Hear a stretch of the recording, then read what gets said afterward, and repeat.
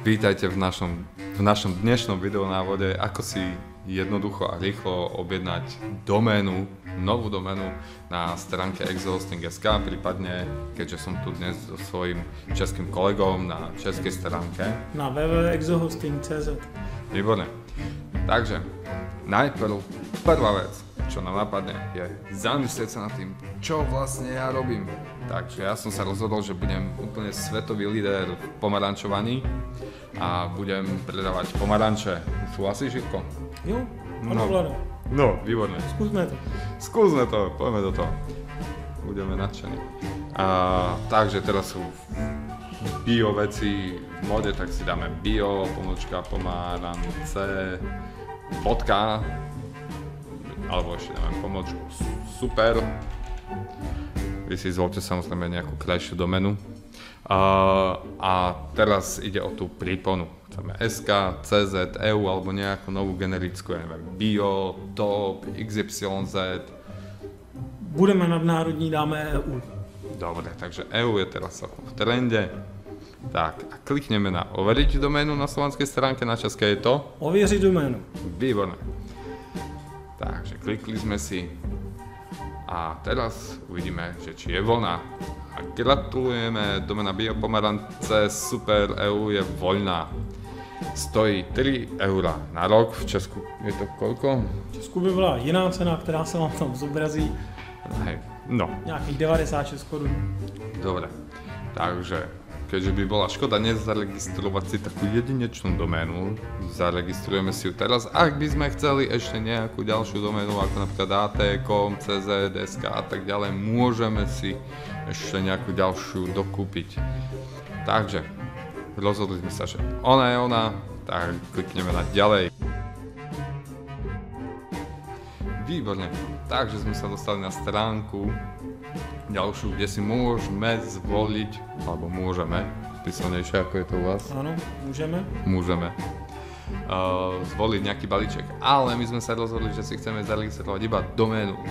V Exohostingu je to super, pretože keď si objednáte iba doménu, dostanete k nej aj e-mailovú adresu, ktorá má 300 MB kapacitu, môžete si tam urobiť dokonca web vizitku.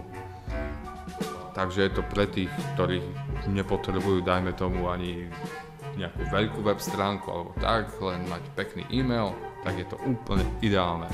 Takže si klikneme iba doména základné služby, u vás je to jen doména základní služby. No, výborné. Nic zložité. My si rozumieme.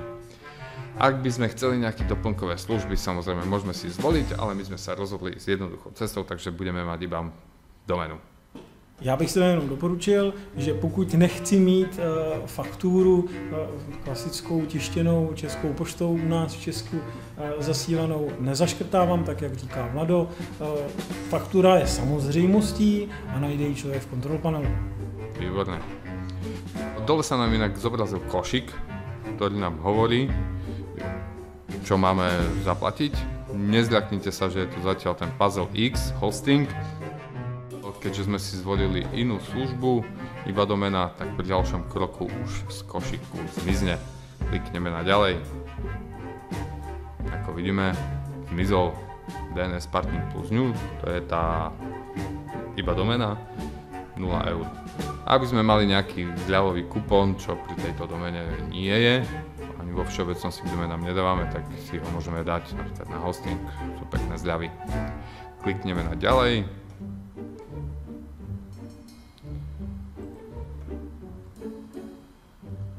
No a keďže sme nový zákazník, tak sa rozhodneme, že ja som zákazník Vladimirovicenko a heslo bude úplne najzložitejšie raz, 2, 3, 4, 5, 6, 7, 8, 9. To je super, ne? Inovatívne. Veľmi bezpečné. Áno, veľmi bezpečné. Vy si zvolte samozrejme oveľa lepšie heslo. No, a teraz sa dostávame do kontaktov. My, na rozdiel od ostatných spoločností, máme celkom slušne rozbehané kontakty. Môžete mať administratívny kontakt, môžete mať kontakt na priamo majiteľa, môžete mať tam technický kontakt. Fakturačný. Takže môžete sa rozdeliť kompetencie tak, ako potrebujete, aby každý dostal informáciu takú, akú potrebuje. My sa rozhodneme ísť jednoduchou cestou. Jinými slovy, může být jiný plátce, nežli konečný spotřebitel. Takže ja budem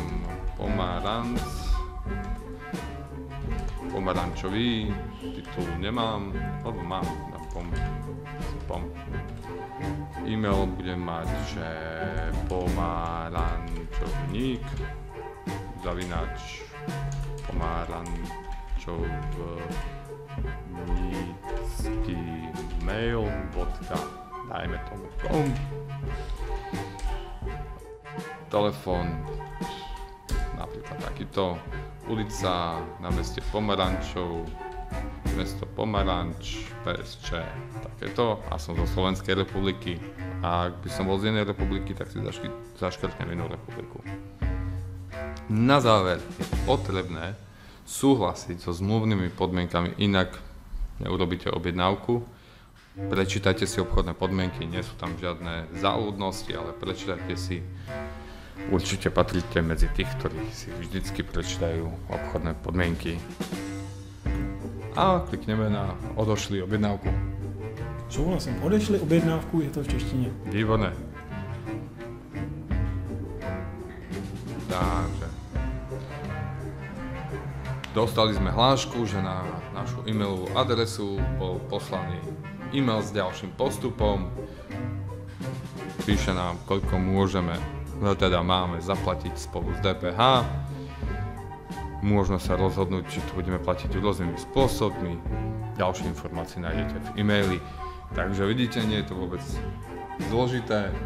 Ano, Vlado, jen doplňuji, že pro české zákazníky je možné zaplatit i kartou přes partnera GoPay, který má těch možností o mnoho asi více, než teďka tady vidím, PayPal, Visa, Tatrabank, VU Bank. Ďakujeme za pozornosť a dúfam, že si objednáte úplne krásne domény.